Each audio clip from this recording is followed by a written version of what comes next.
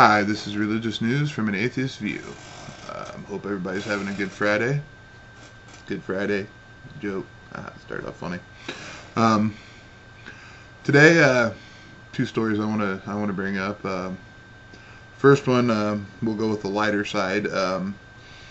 Did you know on Wednesday, the Jewish faith celebrate something called the sun blessing? It only happens once every 28 years, and what it represents is the sun is supposed to be in the exact spot in the sky where it was when the earth was created. And by their math, that was 5,769 years ago. So I just thought that was a quirky little thing for the Easter weekend. So it's a sun blessing. They have a worship thing. They go out and face the east, and when the sun rises, because it's to represent, I guess, what it was when the earth was created and the sun was dawning on it or whatever. I don't know. I thought it was kind of quirky and kind of funny. So yeah, the sun blessing once every 28 years. I didn't know that. So if you heard about that or whatever, leave a comment. Let me know, or any other kind of quirky little things like that. And on to my main story, and both of these stories can be found on NPR.com. But this one kind of struck me. It's called the Quiverful movement, and the particular story was on a couple families in Michigan that are part of this evangelical church, and the movement is, they don't believe in birth control, obviously, kind of like an offshoot of the Catholic, but they believe their purpose in life is to multiply. I mean, they take, from Psalm, I'm not even sure where it's at, but, in Genesis, to be fruitful and multiply.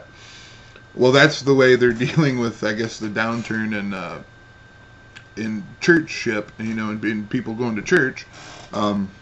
This particular church and other churches are starting to preach this message of, well, there's so much sin in the world that we need to have as many kids as we can to indoctrinate them into, into the church so they can spread the message of Jesus.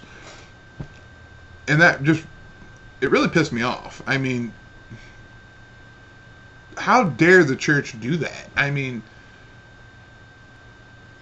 it angers me. I mean, these people, the people that are talking to, they didn't even want to have kids at first. And now they have 8, 9 kids. Like the average family in this church, average family at this evangelical church has 8.5 kids. 8.5 kids. And from what I read, it's a pretty big church. And, this is what they're preaching. And I've got to quote this one person on here. Her name's Joyce. If you go on NPR, you can read it, and you'll get pissed off like I did. But, the church, they speak about if everyone starts having 8 children or 12 children, imagine in 3 generations what we'll be able to do, she says. She says, we'll be able to take over both halls of Congress. We'll be able to reclaim sinful cities like San Francisco for the faithful. And we'll be able to wage a very effective massive boycotts against companies that are going against God's will.